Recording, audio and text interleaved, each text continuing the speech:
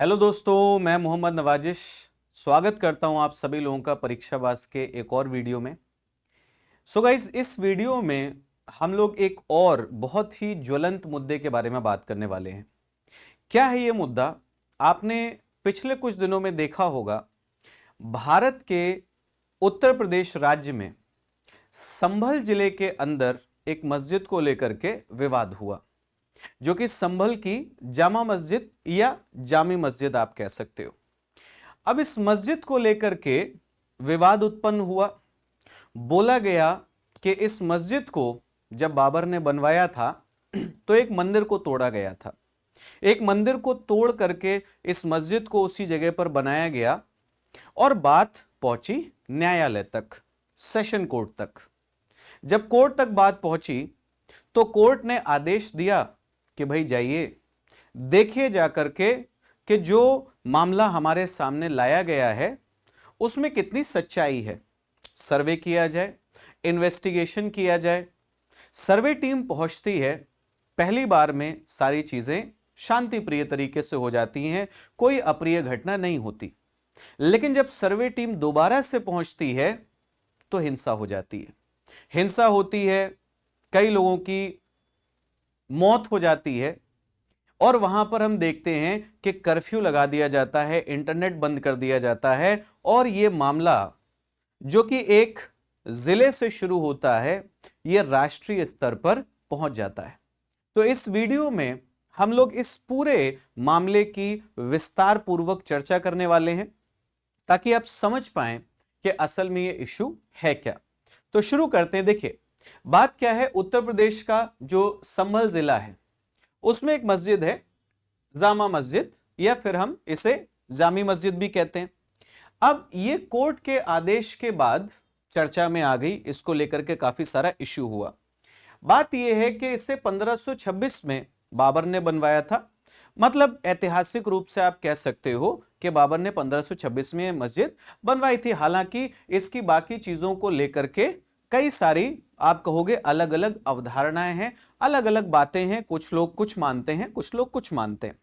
अब होता क्या है, हरिशंकर जैन ने और इनके साथ अन्य लोगों ने मिलकर के वहां का जो सेशन कोर्ट है वहां पर 19 नवंबर को एक अपील दायर कर दी जाती है, एक पिटीशन डाल दी जाती है और कहा जाता है कि ये 16वीं शताब्दी की जो मस्जिद है संभल की, इसे वहां पर एक मंदिर था जो कि श्री हरिहर मंदिर है, उसको तोड़ करके बनाया गया था।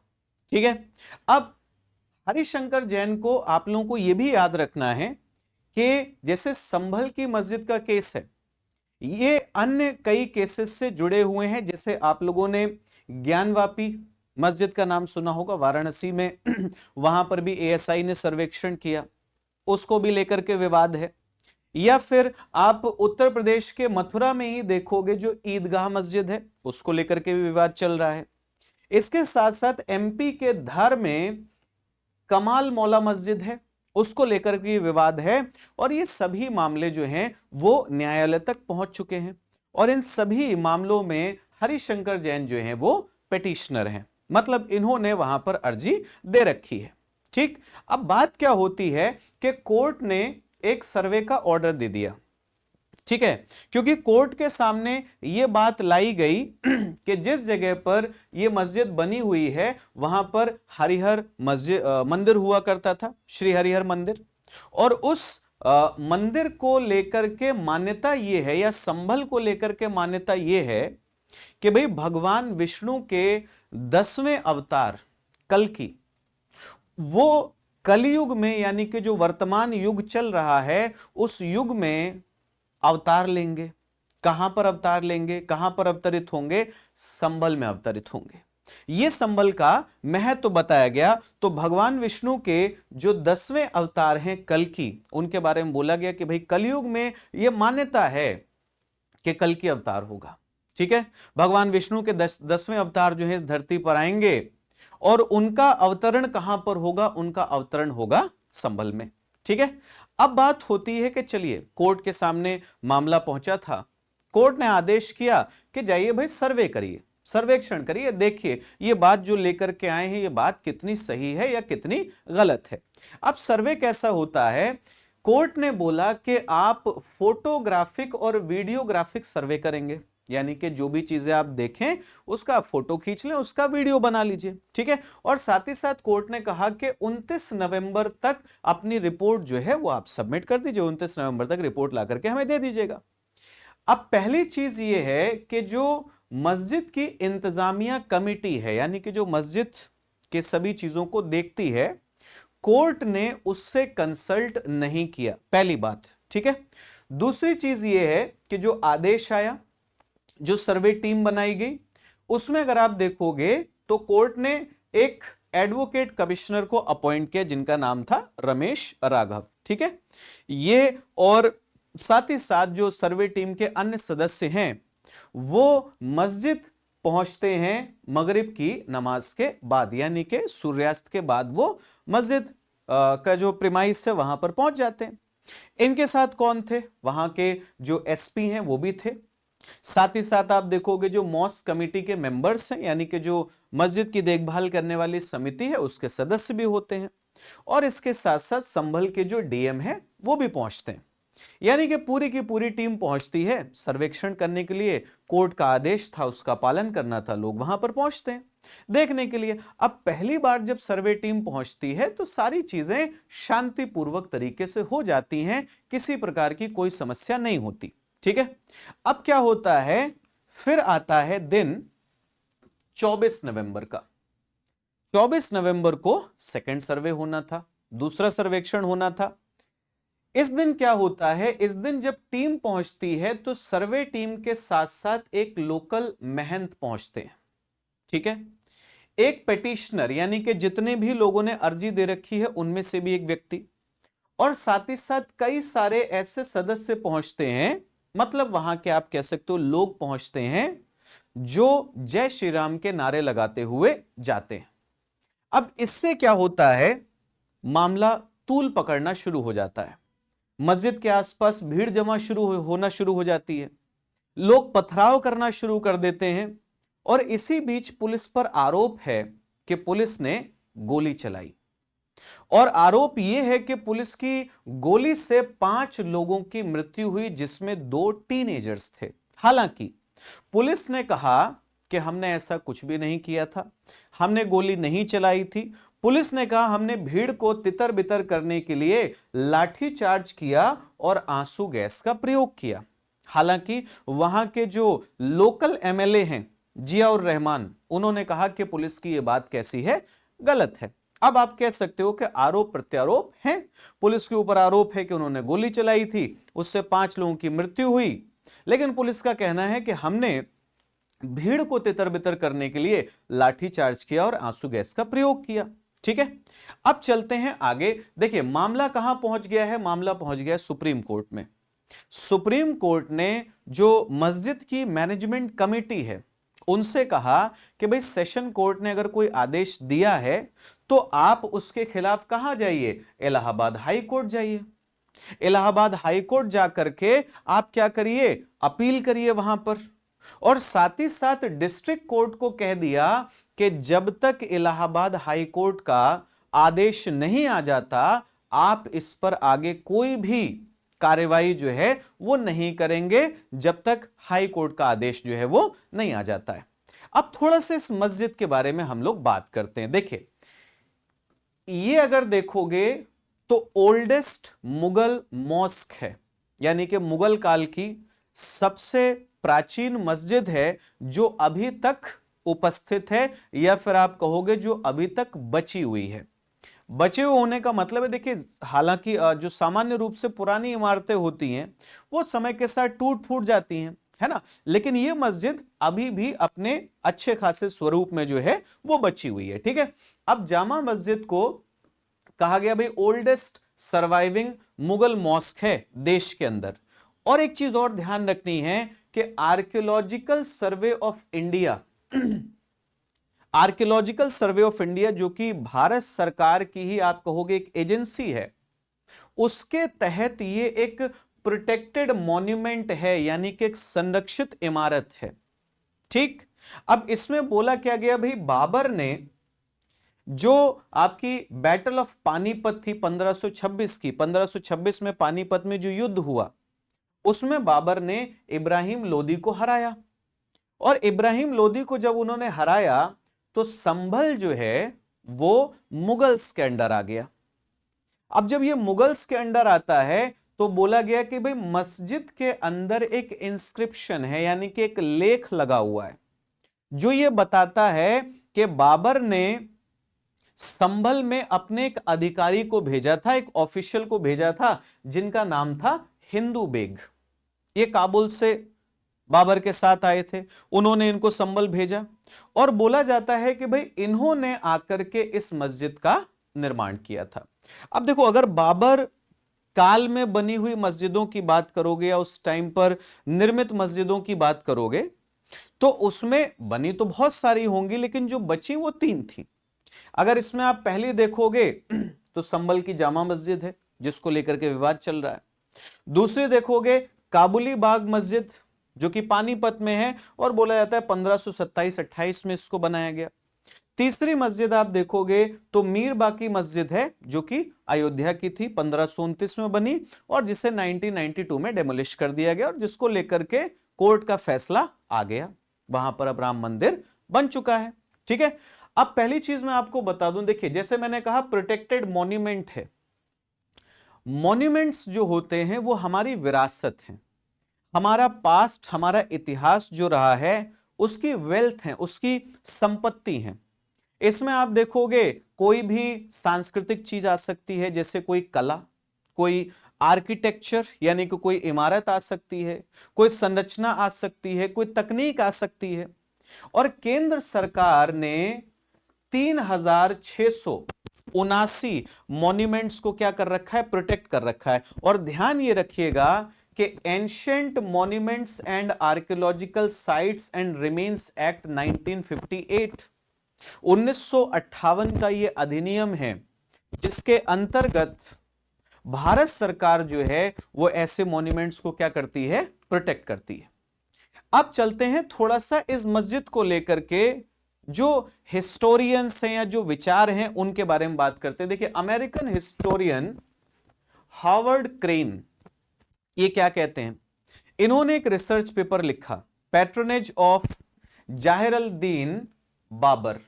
ठीक है, पैट्रोनेज ऑफ जाहिर अल दीन बाबर। अब इसमें क्या कहते हैं, ये कहते हैं देखिए बाबर के जो मेमोयर्स हैं, मतलब बाबर को लेकर के जो चीजें लिखी गई हैं उसमें इस मस्जिद के बारे में कहीं पर भी कोई वर्णन नहीं मिलता है। लेकिन हां ये जरूर कहते हैं कि हिंदू बेग का नाम आता है जो कि काबुल से बाबर के साथ आए थे और जिन्हें संभल में पोस्ट किया गया था, संभल में नियुक्त किया गया था 1515 और 16 के बीच और बाद में 1528-29 के बीच। इस मस्जिद को लेकर के एक और अमेरिकन हिस्टोरियन देखो कैथरीन एशर, इन्होंने भी लिखा है। ठीक है, अब बात आती है कि भाई ये जो क्लेम है कि ये मस्जिद जो है यहां पर श्री हरिहर मंदिर था उसको तोड़ा गया, उसको तोड़ करके उसकी जगह पर ये मस्जिद जो है बनाई गई, तो थोड़ा सा बात करते हैं कि ये क्लेम आखिर किन सब चीजों पर बेस्ड है। देखिए क्लेम इस चीज पर बेस्ड है, बोला जाता है कि features of temple can still be traced in the mosque building. इसका मतलब क्या हुआ कि जो मस्जिद की इमारत है उस इमारत के अंदर अभी भी मंदिर के चिन्ह जो हैं वो देखे जा सकते हैं। और बोला गया rubble from a temple seems to have been used in building it, यानी कि मंदिर का जो मलबा था, जो अवशेष थे, जो टुकड़े थे, उनका इस्तेमाल किया गया इस मस्जिद को बनाने में। ठीक है, अब यहां पर देखिए एएसआई की एक रिपोर्ट 1874-76 की रिपोर्ट है। अब इस रिपोर्ट में पहली चीज, इस रिपोर्ट का टाइटल क्या था, tours in the central Doab and Gorakhpur. ठीक है, जो फर्स्ट असिस्टेंट थे एएसआई के, उन्होंने ये रिपोर्ट पब्लिश की। अब उन्होंने क्या लिखा कि principal building in Sambhal is the Jami Masjid which the Hindus claim originally to have been the temple of Hari मंदिर। यानी कि ये रिपोर्ट कहती है कि संभल की जो इमारत है जो कि जामे मस्जिद है, उसे हिंदूज क्या क्लेम करते हैं, वो कहते हैं कि ये ओरिजिनली क्या था, श्री हरि मंदिर था। फिर इस रिपोर्ट में कहा गया the inscription mentioning Babur is believed by the Hindus to be a forgery of late date. यानी कि रिपोर्ट कह देती है कि जो इंस्क्रिप्शन वहां पर लगा है ना, जो लेख वहां पर लगा है जिसमें ये लिखा हुआ है कि ये मस्जिद जो है वो बाबर ने बनवाई थी, जिसमें ये लिखा हुआ है कि मस्जिद इस टाइम पर बनी थी, उस टाइम पर बनी थी, जो भी जानकारी उसमें लिखी हुई है वो लेट डेट की फॉर्जरी है। मतलब बाद में उसे क्या किया गया है, चेंज किया गया है। ठीक है, एक तो ये बात बोली गई। फिर साथ ही साथ इसमें बोला गया कि देखिए हिंदू टेम्पल मतलब जो पहले मंदिर था उसका अगर आप सेंट्रल स्क्वायर, ठीक है, उसका जो बीच का हिस्सा था उसकी दीवारों को अगर देखोगे तो वो लार्ज ब्रिक्स से बना हुआ था जो कि स्टोन से, पत्थरों से घिरी हुई थी।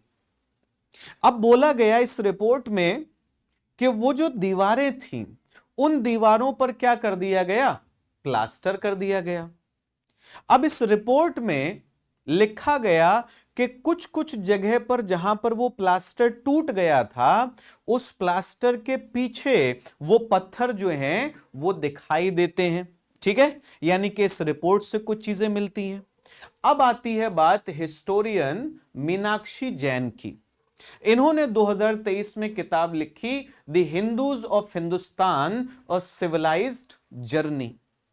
अब इस किताब में इन्होंने क्या कहा है, इस पुस्तक में इन्होंने क्या कहा है, इन्होंने कहा कि भाई देखिए इस मस्जिद के अंदर टेंपल के मटेरियल्स का यूज हुआ है, मंदिर के सामग्री, मंदिर के पदार्थों का प्रयोग हुआ है।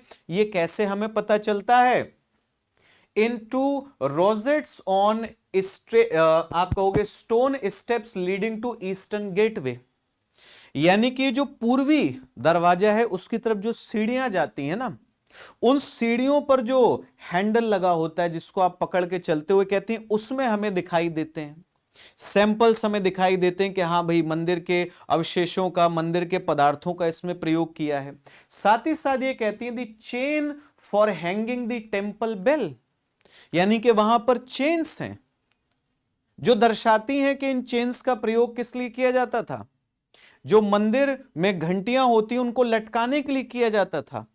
And a passage at the back for performance of परिक्रमा बाय डिवोटीज, यानी कहते हैं पीछे की तरफ एक रास्ता है जिस रास्ते का प्रयोग जो श्रद्धालु वहां पर जाते रहे होंगे उनके द्वारा परिक्रमा के लिए किया जाता था। साथ ही साथ इन्होंने ये कहा कि बाबर ने तीनों मस्जिदों के जो स्थान थे कि कहां पर मस्जिद बनेगी उसका चयन जो है वो बहुत सोच समझ के किया। अब ऐसा क्यों लिखा इन्होंने, देखो इन्होंने कहा पानीपत में जो मैंने आपको बताया काबुली बाग मस्जिद थी, इन्होंने कहा भाई उसका चयन कैसे किया गया क्योंकि वहां पर उसको जीत मिली थी पानीपत की लड़ाई में। साथ ही साथ इन्होंने कहा कि अयोध्या और संभल बहुत सोच समझ के चुने गए थे। अब बात यह आती है कि क्या उस टाइम पर यह सोच रही होगी कि भाई संभल का महत्व क्या है, क्या यह सोच रही होगी कि संभल की मान्यता यह है कि हिंदू धर्म में यह मान्यता है कि भगवान विष्णु के 10वें अवतार कल्कि जो है संभल में अवतरित होंगे तो वहां पर मस्जिद बनाई जाए। तो ये कहती हैं, इन्होंने लिखा है कि अबू फजल की आईने अकबरी में यह आंसर मिलता है कि संभल को लेकर के ये अवेयरनेस थी, ये जानकारी थी कि भगवान विष्णु के 10वें अवतार जो हैं कल्कि वो वहीं पर अवतरित होंगे। तो ये एक क्लेम है, ये बातें बताई गई कि भाई इस आधार पर हम कह सकते हैं कि जो मस्जिद है इस मस्जिद से पहले यहां पर मंदिर था, उसको तोड़ा गया, उसको तोड़ करके यह मंदिर मस्जिद जो है वो बनाई गई। अब आते हैं कि इसके विरोध में क्या पक्ष है। देखिए इसके विरोध में पक्ष क्या है। पहली चीज आती है कि Hindu tradition asserts that the mosque occupies the site of and incorporates part of celebrated Vishnu temple called the Hari Mandir, but the appearance of Jami Masjid is no way supports this assertion. मैंने कहा था कि crane जो कि American historian हैं, उन्होंने क्या लिखा, उन्होंने लिखा भाई हिंदू ट्रेडिशन जो है वो ये मानता है, हिंदू लोग ये मानते हैं कि वहां पर पहले एक मंदिर था, उस मंदिर को तोड़ा गया, उस मंदिर को तोड़ करके वहां पर मस्जिद बनाई गई। वो कहते हैं कि भाई उस मंदिर के फीचर्स जो है मस्जिद के अंदर दिखाई दे जाते हैं, ये दिख जाता है कि मंदिर के जो अवशेष रहे होंगे, जो मलबा रहा होगा, उसका इस्तेमाल किया गया है। लेकिन ये कहते हैं कि जामी मस्जिद को देख करके ऐसा नहीं लगता है। अब इसी में नाम आता है हिस्टोरियन सोहेल हाशमी का। वो क्या कहते हैं कि ascribing religion to architecture can lead to misleading conclusions, यानी कि आर्किटेक्चर, वास्तुकला को किसी धर्म से पूरी तरीके से जोड़ देने से आपको गलत चीज समझ में आएगी। वो कहते हैं कि अगर लोग साथ साथ रहेंगे, अगर हिंदू मुस्लिम एक साथ रह रहे हैं, तो उनका आर्किटेक्चर एक दूसरे को क्या करेगा, प्रभावित करेगा। हो सकता है कि मुस्लिम्स जब अपनी इमारतें बनाएं तो वो हिंदू आर्किटेक्चर की कुछ चीजें ले लें, या हिंदूज जब कोई इमारत बनाए तो मुस्लिम आर्किटेक्चर की कुछ चीजें ले लें। वो कहते हैं कि जो इस्लामिक आर्किटेक्चर की कॉन्सेप्ट है या किसी भी रिलीजियस आर्किटेक्चर की जो कॉन्सेप्ट है, ये मिसलीडिंग है। वो कहते हैं जैसे मस्जिदों के अंदर जो डोम्स मिलते हैं, गुंबद मिलते हैं, वो कहां से आए, प्री क्रिश्चियन रोमन से आते हैं। वो कहते हैं जो आर्च मिलता है, मेहराब, उसे देखोगे तो वो कहते हैं वो कहां से आई, वो आई सुमेरियंस से। वो कहते हैं जैसे हमेशा कहा जाता है भाई मस्जिद होगी तो उसमें मीनार होंगे, लेकिन वो कहते हैं आप कश्मीर में जाइए, चाइना में जाइए, केरल में जाकर के देखिए, वहां की पुरानी मस्जिदों में आपको मीनार जो है वो देखने को नहीं मिलते। तो इसका मतलब यह हुआ, उनका कहना है कि प्रेजेंस और absence of a particular type of architecture feature does not decide the religious character of a structure। मतलब उनका कहना यह है कि अगर किसी मस्जिद में कोई ऐसी चीज मिल जाती है जो किसी टेंपल में सामान्य रूप से मिलती है, तो इसका मतलब यह नहीं है कि आप उससे उसका रिलीजियस कैरेक्टर जो है वो डिसाइड करें। यह किसका कहना है, हिस्टोरियन सोहेल हाशमी का। और साथ ही साथ वो ये भी कहते हैं कि संभल की इस मस्जिद को लेकर के कोई विवाद पहले चला हो, ऐसा नहीं मिलता है। अब इसी के साथ साथ देखोगे हाफिजुर रहमान फलाही, ये कौन है, ये संभल के रेजिडेंट हैं और साथ ही साथ यूनाइटेड नेशंस डेवलपमेंट प्रोग्राम के रिसर्चर भी रहे हैं। इन्होंने क्या कहा, इन्होंने कहा कि हिंदू बेग ने वहां पर कोई नई मस्जिद नहीं बनाई थी, बल्कि एक पुरानी मस्जिद को रिपेयर किया था। अब ये किस आधार पर बोल रहे हैं, ये कह रहे हैं कि अगर हम उस मस्जिद को देखते हैं तो उसमें पठान आर्किटेक्चर ज्यादा प्रिवेलेंट है मुगल आर्किटेक्चर की तुलना में। अब पठान्स को देखोगे मुगल से पहले थे, तो इसका मतलब ये मस्जिद उन्होंने बनाई, इसलिए पठान आर्किटेक्चर प्रिवेलेंट है।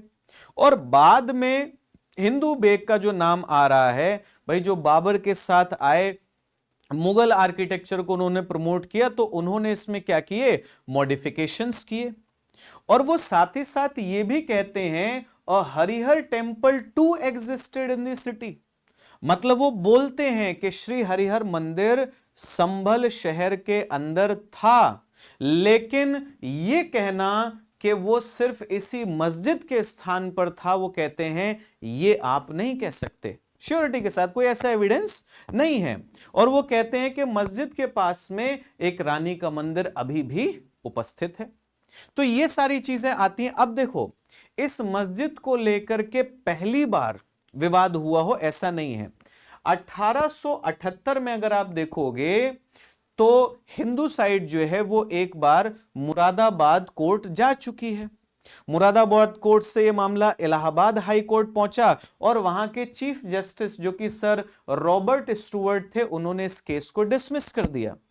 किस आधार पर डिसमिस किया? पहली चीज, उन्होंने कहा कि भाई हिंदू पक्ष ये नहीं प्रूव कर पाया कि मुस्लिम्स जो हैं वो इस मस्जिद को पिछले 12 साल से लगातार इस्तेमाल नहीं कर रहे हैं। अगर ऐसा होता तो फिर एक्सेप्ट हो जाती वो चीज।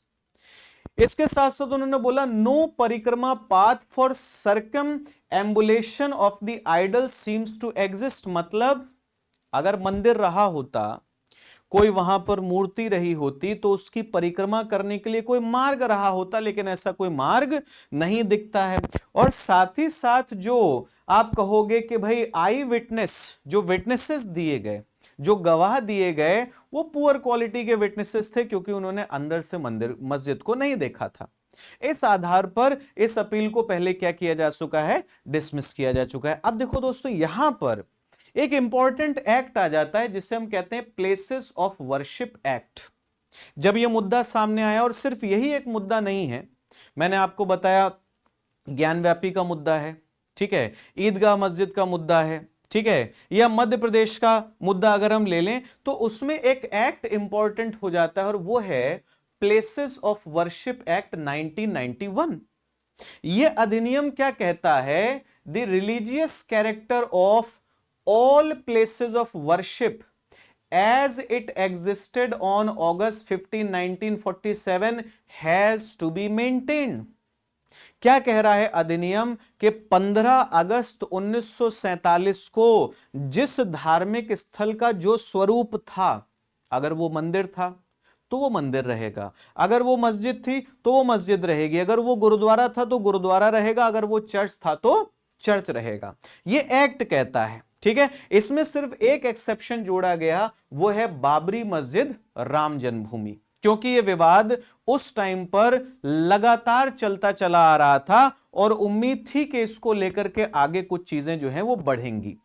अब देखिए, एक्ट पूरी तरीके से इस पॉसिबिलिटी को समाप्त कर देता है कि आप भविष्य में किसी भी धार्मिक स्थल के स्वरूप को क्या कर पाएंगे? बदल पाएंगे। यह एक्ट कहता है prohibit conversion of any place of worship or to provide maintenance of the religious character of a place of worship as it existed on 15th day of August 1947। यानी कि यह कहता है कि भाई 15 अगस्त 1947 को जो धार्मिक स्थल जिस रूप में था, उसे उसी रूप में बनाए रखा जाएगा और उसी रूप में उसका क्या किया जाएगा? प्रबंधन किया जाएगा। और इस एक्ट का जो सेक्शन 3 है, वो किसी भी तरीके का रूम नहीं रखता है कि भाई कोई भी वाद विवाद हो, कोई भी चर्चा हो, 15 अगस्त 1947 को जो चीज जैसी थी वो आगे उसी तरीके की रहेगी। लेकिन हम लोग लगातार देख रहे हैं कि एक के बाद एक विवाद जो है वो जुड़ते जा रहे हैं, पक्ष विपक्ष एक दूसरे के सामने आ रहे हैं, मामला न्यायालय तक पहुंच रहा है। और इसी सीरीज में अगर आप देखोगे तो जो अजमेर में दरगाह है उसको लेकर के भी मामला जुड़ गया है। तो उम्मीद करता हूं कि जो चर्चा थी ये आपको ठीक से समझ में आई होगी। इसमें किसी पक्ष या विपक्ष की बात नहीं है, हमने सिर्फ कोशिश की कि पूरे जो तथ्य हैं वो आपके सामने प्रस्तुत किए जाएं, आपको बात बताई जाए। अगर वीडियो अच्छा लगा हो तो आप परीक्षावास पर इंस्टाग्राम पर हमें फॉलो कर लीजिए। अगर आपको इसका पीडीएफ चाहिए तो आप टेलीग्राम पर हमें ज्वाइन कर लीजिए। अगर आपको वीडियो अच्छा लगा हो तो लाइक शेयर जरूर करिएगा, कमेंट सेक्शन में अपनी फीडबैक जरूर बताइएगा। और जितने भी लोगों ने चैनल को सब्सक्राइब नहीं किया है, सब्सक्राइब करिए। Thank you so much everyone, bye bye, take care, जय हिंद।